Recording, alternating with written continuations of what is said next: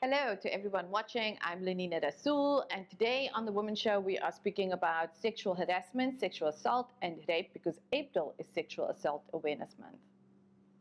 Now, here on the Womxn Show, we focus strongly on gender-based violence and gender justice, and under that topic, we speak a lot about sexual violence. What we are doing today in this episode for Sexual Assault Awareness Month is that we are going to be pulling in some narratives from previous episodes on this topic. And to kick us off, we're going to play some video produced by Rape Crisis on this topic of sexual violence. Let's have a look.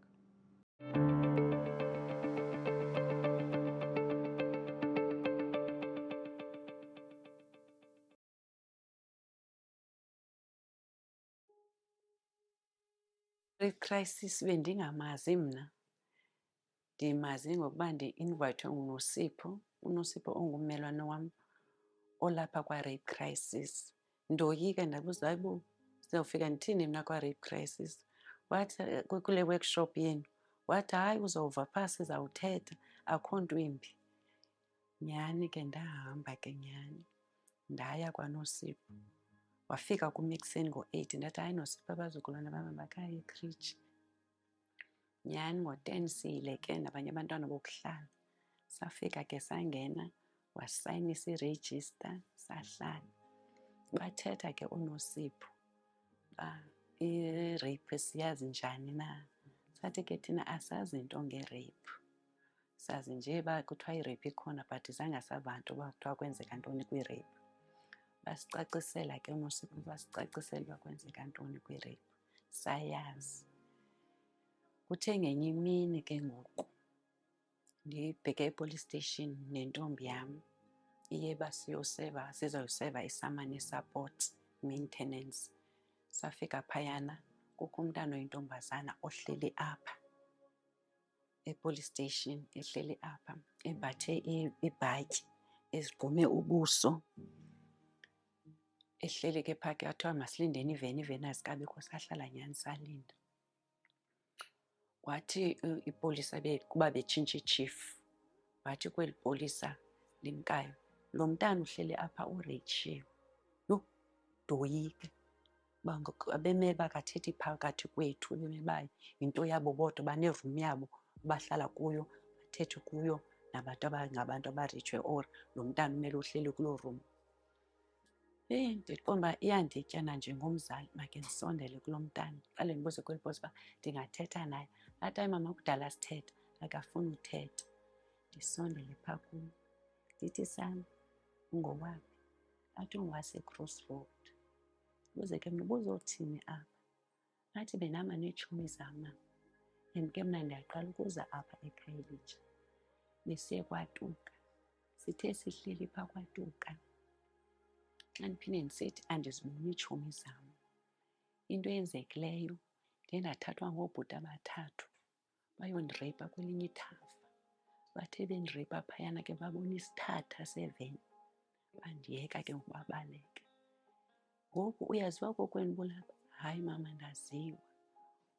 Ngoku kaloku funeka sixele kokwenu ngowaphi, ayichaze ke i-adresi yakhe, libhale ke ipolisa libhale. Iphi ifowuni? Andinayo mama ifowuni. Yinto ke ngoku le nto i-rape crisis esivule kuyo, because thina besingazazi ezi zinto uba xa umntu ereyitshiwe kwenzeka ntoni na. Isincede kakhulu i-rape crisis kuba ngoku sikwazile nangoku saphinda sa-invayithwa, kwathiwa masihambeni sibhekene ekhoti siyofuna amalungelo abantu abareyitshiweyo. Uba umntu oreyitshiwe funeke kubekho icala labo bodwa, because kudala besidibana sonke singabantu, abe-crime, abe-robbery, abe-murder, abe-rape, sidibana kwikhoti eyi-one. Uthi wena mntu ke ngoku ureyitshiweyo uzifile uba awukwazi ukuthetha kuba kaloku udityaniswe nabantu abareyitshiweyo, abangareyitshwanga. Uphele sometimes kuba ndiyayidropha mna le case because kaloku abantu bazawuthi xa bendibona endleleni bathi nanku laa mntu ebereyitshiwe. So ekhoti ke ngoku abantu abareyitshiweyo silwele uba mababe nendawo yabo, banekhoti yabo, bane-waiting room yabo, banabantu abaditshiweyo ukuba mabasebenze njani nabantu abareyitshiweyo. Ndifuna ukuthi enkosi kakhulu ku-rape crisis, usincedile, besingazi nto. besithi uba kwenzeke into kuthi uba uritshiwe uthi uthule uthi cwaka, kuba kaloku uneentloni uba abantu bazawujonga uba nankuya laa mntu wayiretshiwe, woyike nohamba. Ikutye laa nto, ikutye. Oko kwafika i-rape crisis sakhululeka because sihambe ile nto, ii-sessions phayana, sikhansilishwe, safumanisa ke ukuba xa umntu eretshiwe uyakwazi umnceda uhambe. Uba uvile uba ubani uretshiwe, umkrweca uthi bheka epolice station, buyoyika bheka kwathuthuzela uzawuthunyelwa kwi-counselling, apho ke ngoku uzawudilishana nekheyisi yakho kakuhle. So u-rape crisis usincede kakhulu thina, sayazi thina bantu bamnyama. Besingazi nto, bekumnyama kuthi bantu bamnyama, kungona sivulekileyo sayazi nge-rape.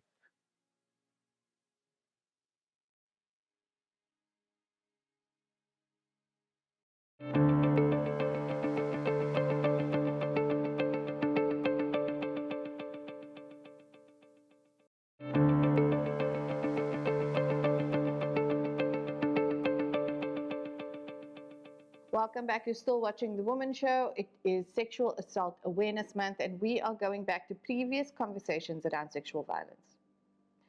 Now, here on The Womxn Show, we've covered a lot around sexual violence. We've looked at it in the home, at the workplace, at schools. We have looked at it within marriages, in relationships, by strangers, and also by people we know. The first conversation we are going to look at is rape myths. That was done by criminologist Dimitri Leontris, who looked at whether rape myths affect the medical care that survivors experience when they approach medical institutions. So let's go and have a look at what he had to say.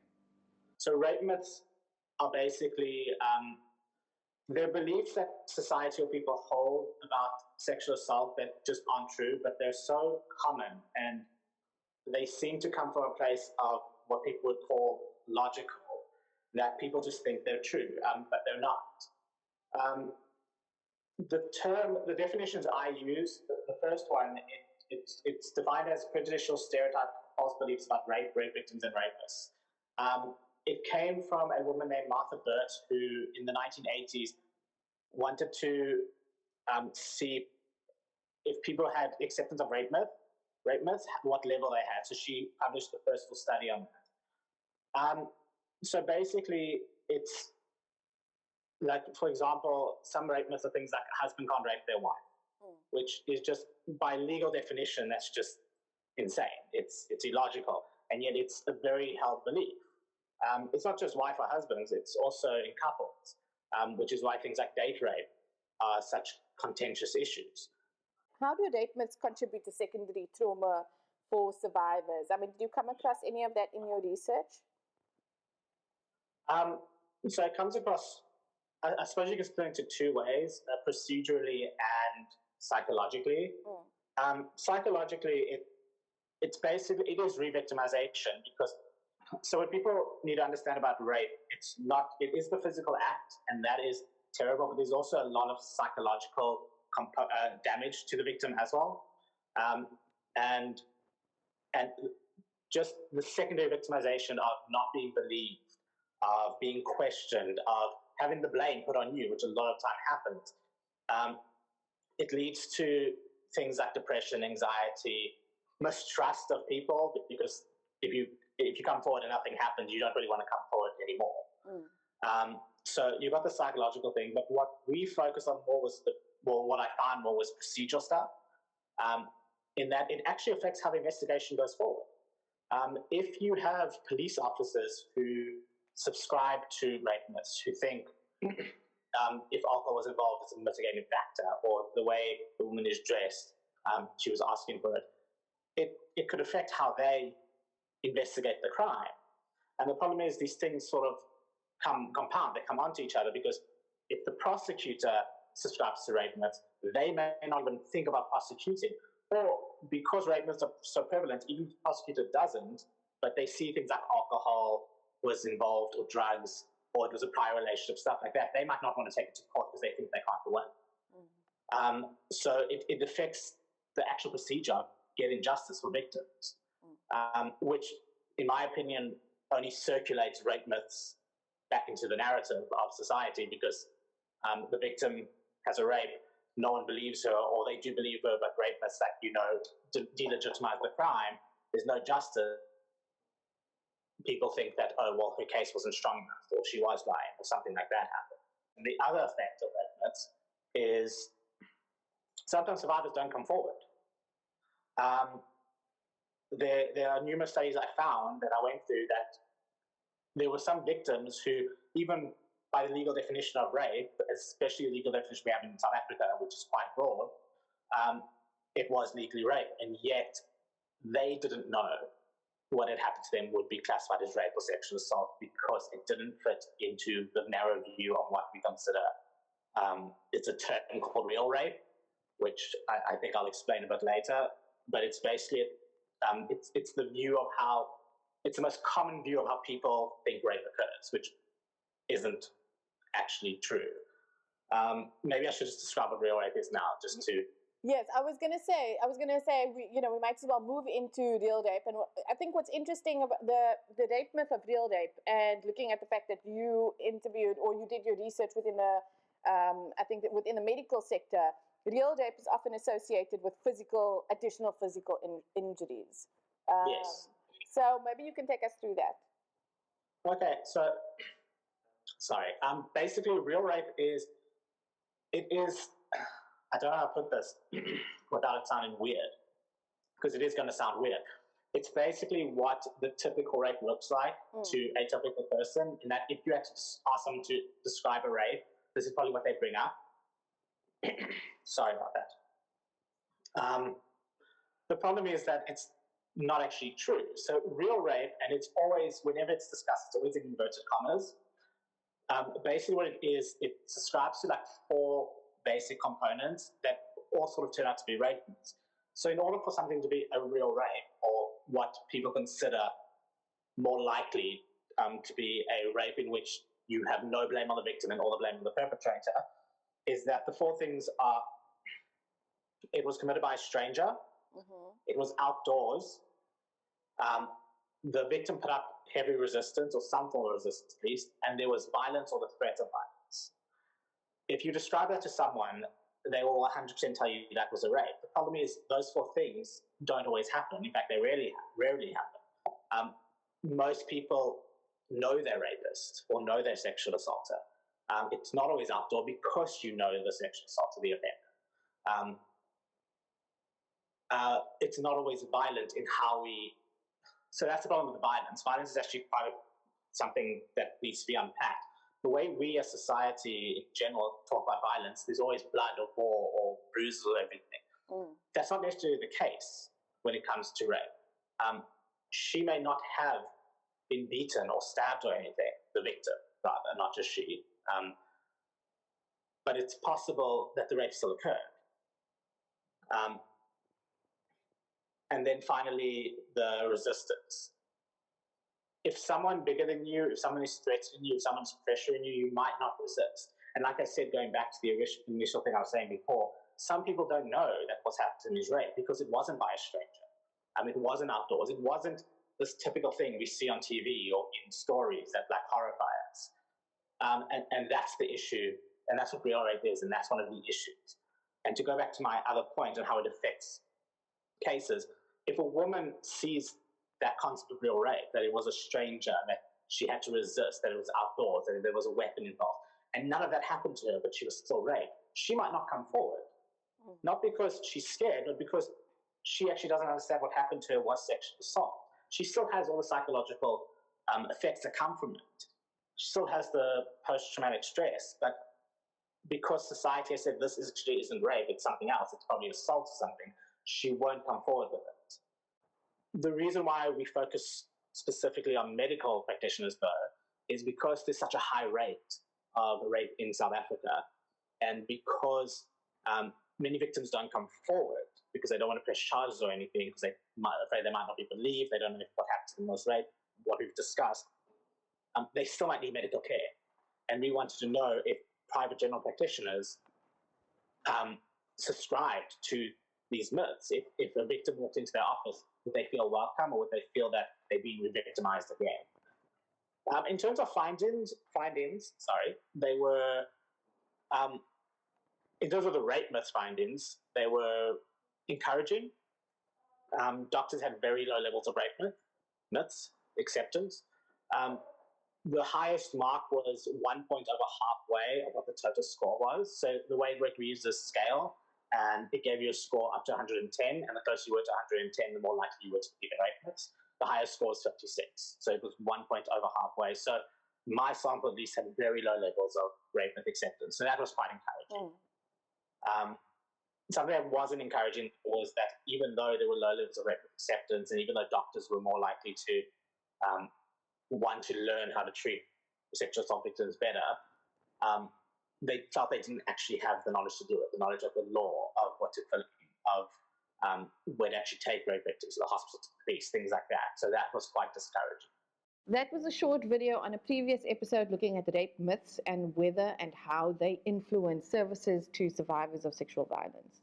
And on that note, we are moving to a conversation we had about how rape cases move through the criminal justice system.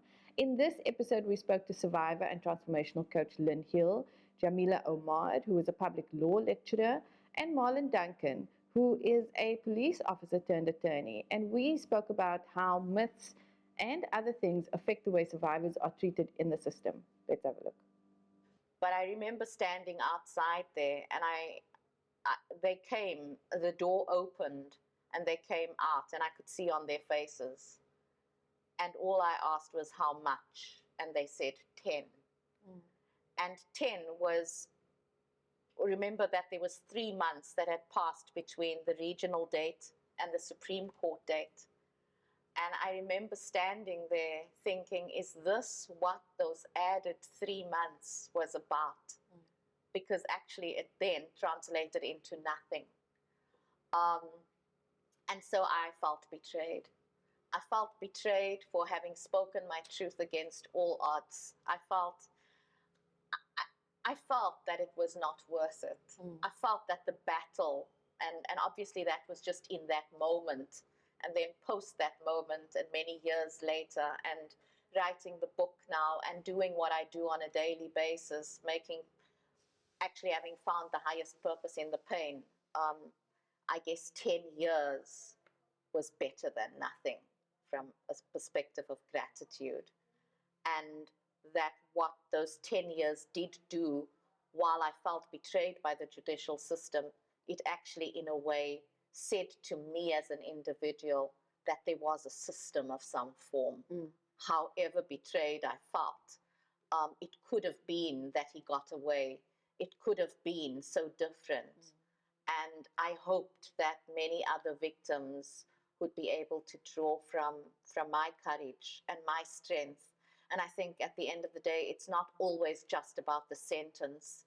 It's about the precedent. It's about the message that you're putting out, even as a victim, to say that it was not okay, that I am fighting for my human rights, however unfairly violated that right was, but I will fight, and that this cause is not only about me as an individual, it's really about a greater cause. And between 1983 and 2019, the concept of femicide has now been birthed.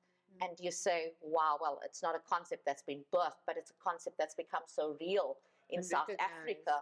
And you say, my gosh, so what has happened to the rape rates between 1983 and now? And if we look at the fact that South Africa actually has the highest rape rate, the lowest conviction rate, my goodness, then what does that say about us as a society? And certainly for me, it speaks of not progression, it's speaking of degenerative, and it's speaking of regression.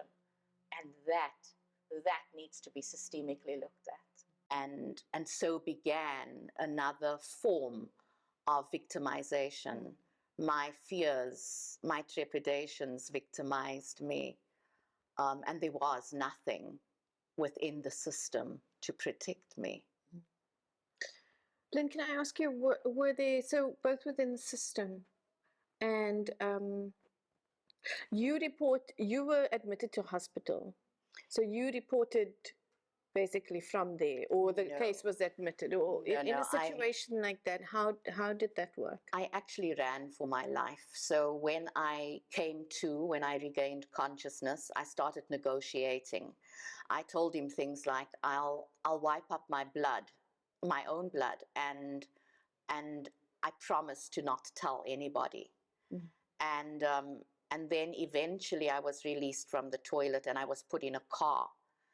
When I was released from the toilet, there was another gentleman standing outside who apparently was on the other side of the door for the entire duration of the act. And that was the very gentleman who was also prepared to lie in court. And what he said was that he heard a few slaps, and I wasn't quite screaming. It was just, I was just speaking. And when the court saw the evidence, they said that they could convict him of perjury, basically. And so I was put in the car, and I did not know what was happening to me. And then the rapist came out. So remember, by now I'm beaten and I'm bruised and I'm in shock and I can't make sense of what has just gone down. In fact, it is me in my own nightmare. Which I could not even own yet because it was just too much. And he came out to the car and something just said to me, lock the doors, so that he could not get in. And I locked the doors and he negotiated to get in the car and I refused.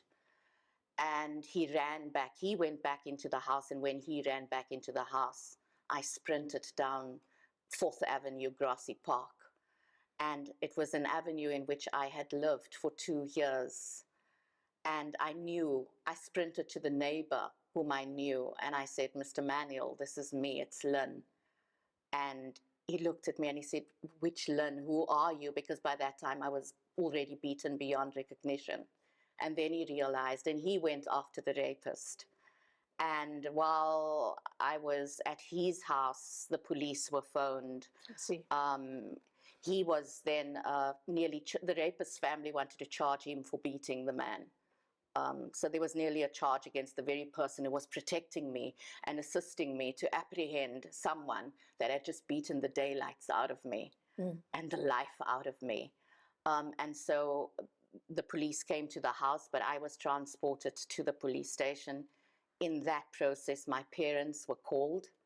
And I'll never forget, in fact, preparing for the show, the one thing that I didn't put in my book that just came through while in prep mode for the show was walking into the police station, the one police saying, my God, was she in a train accident? And the other one looking at him and looking at me with tears in his eyes saying, this is a real rape. That was a video on how rape and sexual assault cases move through the justice system. We are going to take a short break, but we'll be back with more after this.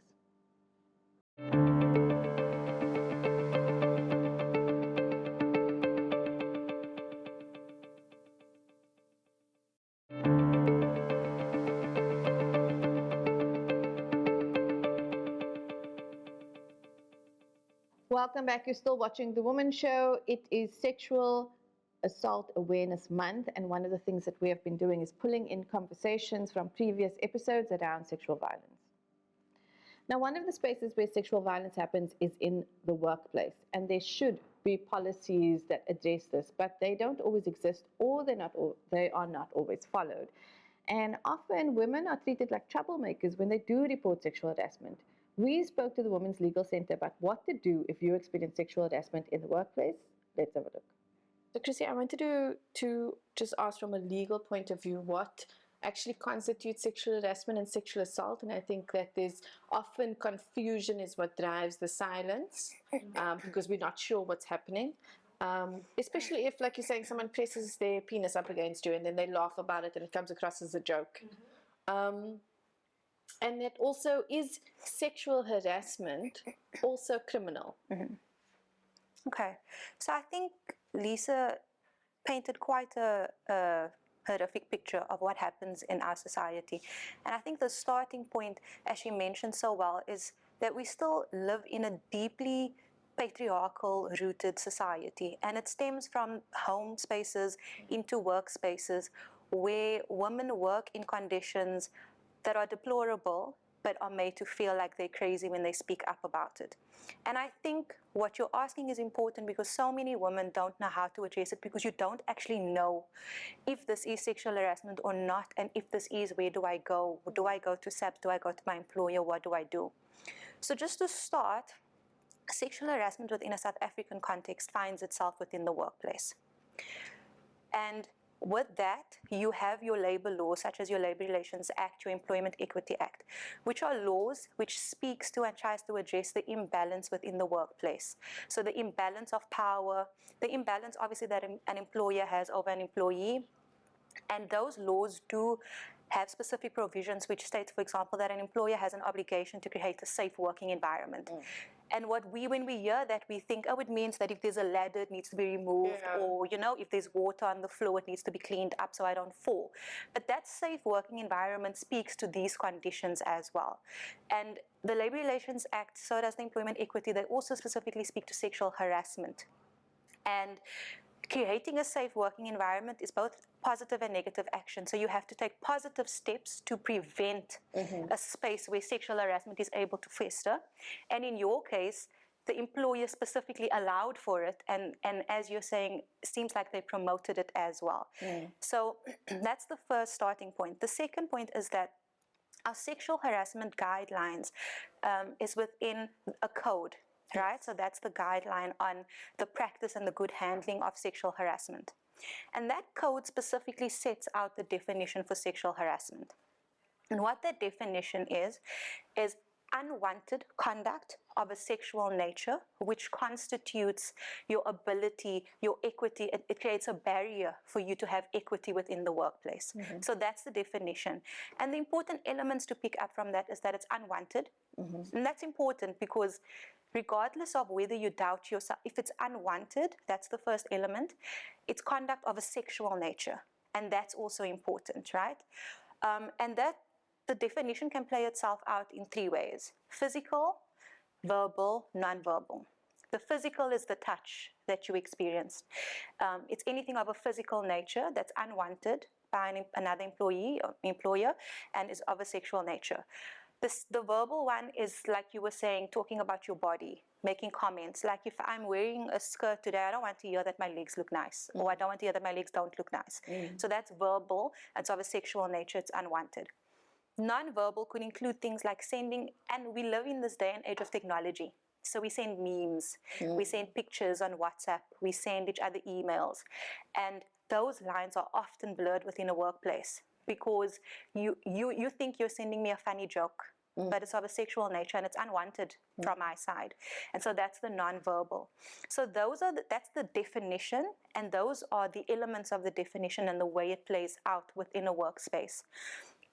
And there are very important themes that have come out in relation to sexual harassment, because one of the important things that is really important for women to know who experience this is that the perpetrator's intention doesn't matter. So oftentimes you'll find a man saying, I didn't know this was sexual harassment, or it wasn't sexual harassment from my side, I was being funny, it was banter. That doesn't matter. It's how I received it and how it constituted a barrier to my equity and dignity within the workplace. Do the sort of, and I don't know the research or any statistics, speak to the prevalence or how widespread this is? So at the Women's Legal Center, we are an African feminist strategic law center. So we only assist women, persons who identify as women. And we do that because of this patriarchal society we still live in. We've come so far in our democratic era, but we still find women are still on the back foot of access to rights, access to justice. And why that is because the positions that women find themselves in. So within the work program, which I manage at the Women's Legal Center, this is a prevalent issue. And what's so crucial about it is how women find themselves in more precarious positions than others, because no one woman is the same. And so what impacts sexual harassment is women have intersectionalities. We may all three be women around the table, but we may come from different racial backgrounds, different cultural backgrounds, different socioeconomic backgrounds, and that places us in very different vulnerabilities even within the same workspace. So, for example, I come across domestic workers who experience sexual harassment, but it's more difficult for that domestic worker to speak out because she's the only domestic worker within the home. The home is her workplace. And if she's speaking out against her employer. So you'll find stories of women who says the employer comes and walks around in his underpants, gives her the pants to iron, and he stands and watches her. So that's sexual harassment, but she's not one going to report him, because who does she report him to? He's the employer that she's supposed to report to.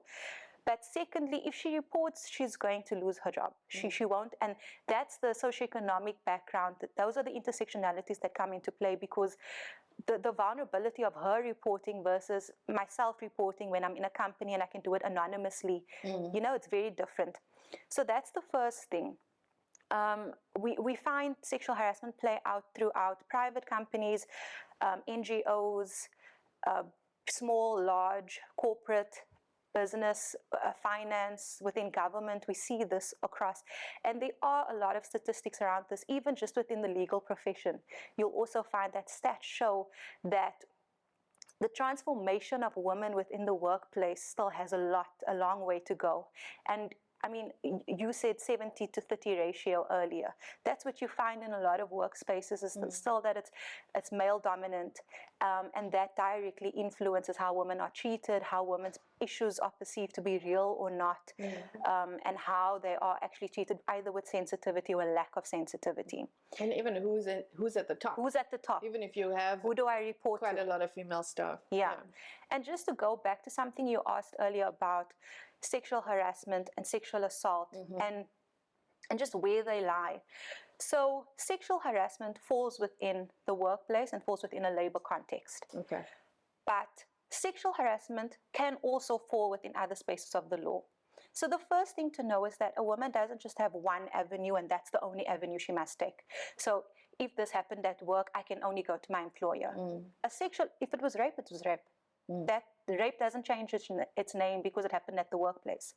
Rape is an assault, it's a sexual assault, and it has a definition.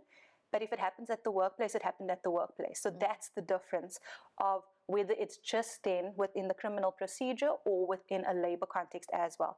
So if there's a sexual assault that happens at work within a work context, or for example, something that people don't know is I can be traveling for work and it doesn't happen within my work office. So it doesn't just have to happen on the premises, on the property, within the parking. This can happen at a staff party at a different event. This can happen if I travel, if I happen to travel for work and I'm traveling with colleagues and it happens at a hotel in a different country or a different province. That's still within, because I would not be there but for my employment. So that's the labor link.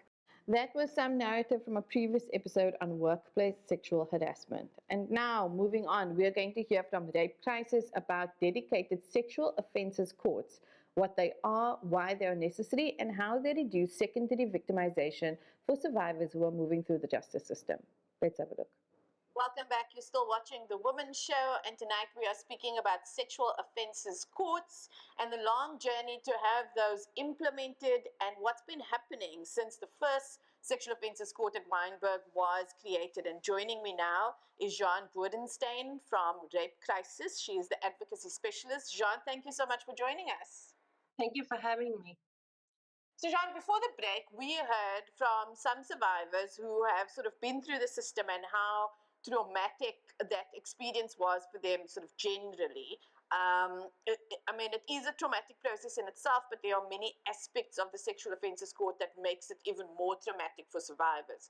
So some of those things, as we heard, is sort of being in the same waiting room as your perpetrator. The way they are treated also, I mean, we hear a lot about services and stakeholders in the system not being trauma informed. So it's really being treated like a case number as opposed to something terrible that happened to someone. So I wanted to start by asking, how has sexual offences courts changed the way that sexual offences have been dealt with, and what are some of the things that should be implemented, or we hope will be implemented in sexual offences courts to make this process better for survivors? The whole aim of sexual offences courts is obviously to reduce the secondary trauma suffered by survivors. And the way that sexual courts aim to do this is by having specially trained personnel, special services, special infrastructure, and that includes a specially trained prosecutor who's aware of kind of sensitive to trauma, a specially trained magistrate who has special knowledge of the Sexual Offences Act, but also really practical things like making sure that the infrastructure limits secondary trauma, so that there is a safe waiting room where survivors can wait, and that there's a safe bathroom for them to use. They could even testify in a separate room, not in the courtroom, where the accused person is also present. So sexual offences courts really aim to do this. And a big win in the past kind of year and a half is that these courts are now mandated in terms of legislation. So the Minister of Justice could designate sexual offences courts, and then there's a set of regulations that the courts have to comply with. And the reason why this is great is it gives communities an opportunity to really hold government accountable for these courts. But I mean, still that's great if your case goes to trial. But what we see is that a lot of people don't actually report because the criminal justice system is just too intimidating, or the police, they don't trust the police. But also that if people do report, the correct evidence isn't collected, or they just don't want to be involved in the case anymore, and they withdraw their testimony, and then the case perhaps doesn't go to trial. So we really have to also ensure that people have safe access to the criminal justice system by providing immediate, comprehensive post-rape care that people can access after the rape. So what does the system sort of look like now? What prompted the first sexual offences court that was opened in 1993? What was their experience like for survivors? If you don't have access to a sexual offences court, and I think obviously 30 years ago there was a lot less sensitization. Justice officials knew a lot less about secondary trauma. But really, it was an experience that probably was very intimidating. As you said, we don't learn about courts at school. We don't have field trips to courts. So it really, the whole criminal justice process can really be very intimidating. And I think even with sexual offences courts, a lot of people still experience it because you have to access the system, right? You have to, even if you don't want to report the case, you still have to access medical care. So that's why it's really important, I think, for people to, from the get-go, from the first interaction with the criminal justice system, to make it a safe experience and an experience where the survivor can feel supported.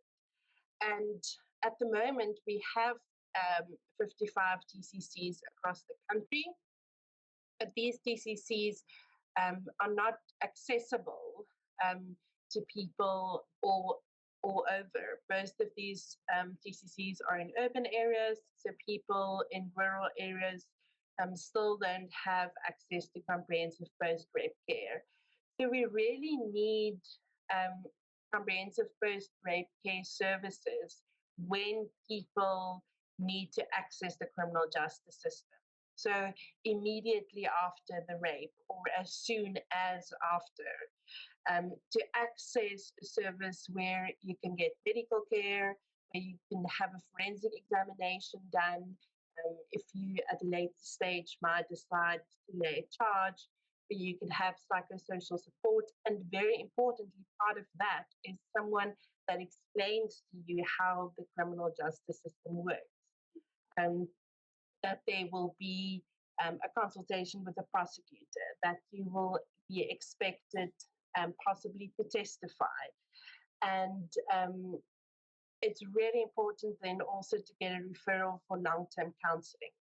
So those first steps into the criminal justice system is what we really need to make sure that those are safe for survivors, and that survivors have access to a package of services that will look after their health, that will look after their mental health, that will collect the evidence for the prosecution, and that will also make sure that they receive referrals for long-term counseling. That was Rape Crisis speaking about sexual offences courts. We are going to take a short break, but we'll be back with more after this.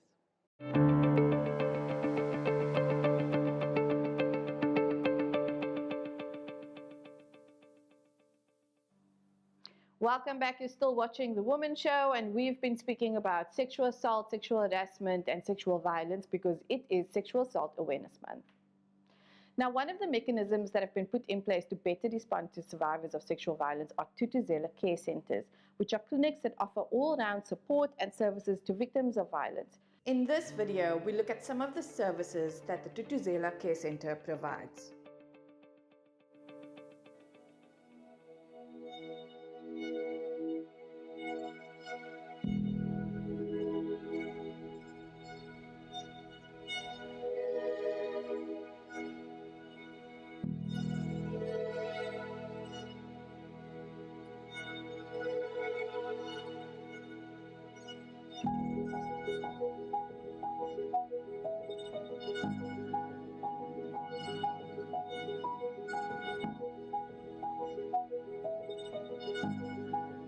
South Africa is considered to be the rape capital of the world, with 10,818 rape cases reported in the first quarter of 2022.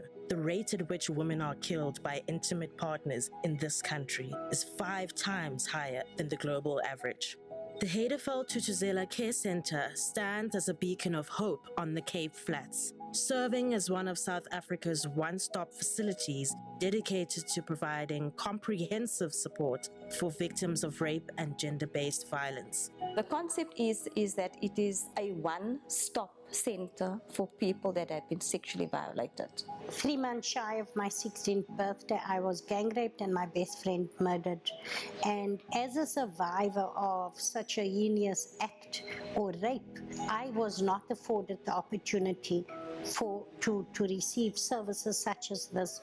Anybody that visits this facility, when you walk in here, you will have an experience of lightness, you have an experience of space. The high ceilings even added, because one of the things I suffered from claustrophobia for a long time, and then walking into the center, the friendliness, the colors, the light, that added so much difference, Operating within the Heideveld Community Health Centre, the GCC plays a pivotal role in transforming the experiences of survivors by offering social, psychological, medical, and legal services.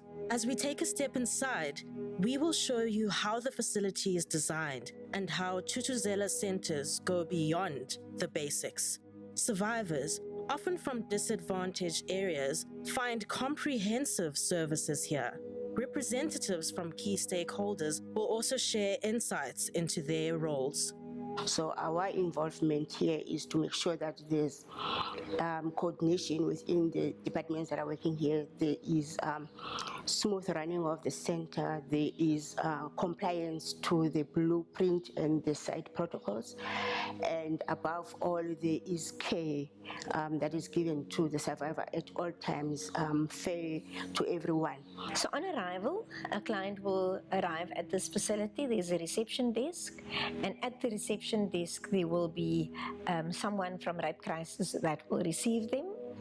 and will then inform the first responder that we have a client that has arrived. We provide a 24-hour service, and the way in which we do that is to provide first responders at the site. My role as the first responder is to meet the client, greet the client, and also do containment with the client.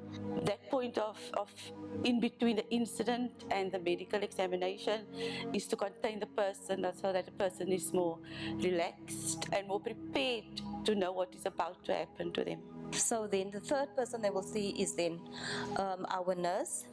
They will do a HIV test, a rapid test, they'll do a syphilis rapid test and a pregnancy test if indicated. They also take the height and the weight of the patient, and they do other basic observations like the pulse, blood pressure, temperature, so on. From there, a client goes to the forensic examiner where the forensic examination takes place. When the patient comes, she comes with a crime kit.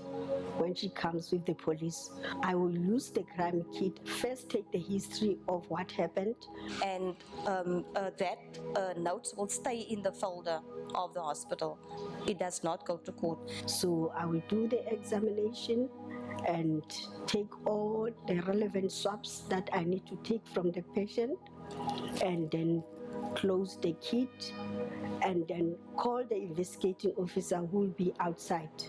After that, a client will be offered, the opportunity to shower, and then also, if clothing has been taken, they will also provide them with a comfort pack. In the comfort pack, we've got soap and face cloth. You can find a toy in there, a suitable toy for which, whether it's a boy or a girl, and there will be resource material in that they could use once they leave the centre. By then, SAPS would have been informed, and the FCS unit from SAPS will come out and do the statement taking. The victim assistant officer is the last person to see the client. We know that when a survivor comes through our centre and through our doors, that a journey doesn't end here, and this is only the start of a journey. And also, we are a point of contact for the survivor, because going through the criminal justice system can be very scary, it can be very intimidating. That's why we have a database where we feed information to the court, and the court feeds information back to the Tutuzela Care Centre. We are that link, we link our survivors to the relevant service providers. So that is our role on a daily basis, to make sure that the survivor is supported holistically. What is really shocking about, these facilities is the number of children that we see.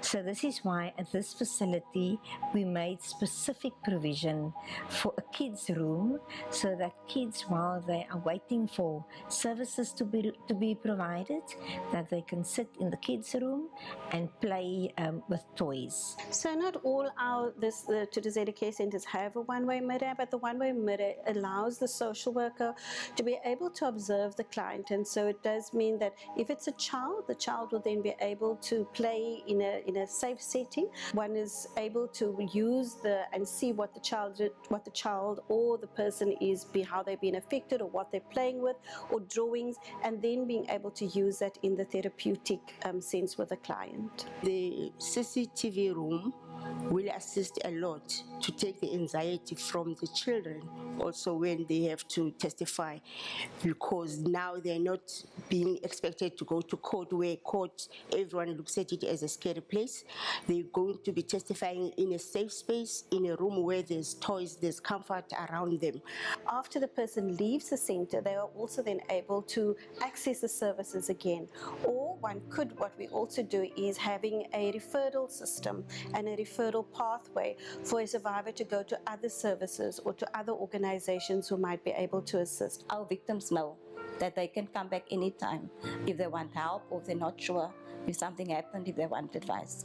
We do not turn people away. When you know that you are helping someone at the end of the day, you are putting a smile to someone who came crying. It's our goal, because I need to know that I've restored that person's dignity. I've made that person see beyond what she came here for, that there is still a purpose to live. Are we supposed to be excited about the Rape Care Centre? I guess not. However, I know that it's for the survivors. survivors, this is a huge plus. So thank you to the Zella Care Center and all the stakeholders and everybody that was involved in the design and implementation of this center. This project would not have been possible without the careful collaboration from all stakeholders with the collective vision shared to help gender-based violence victims.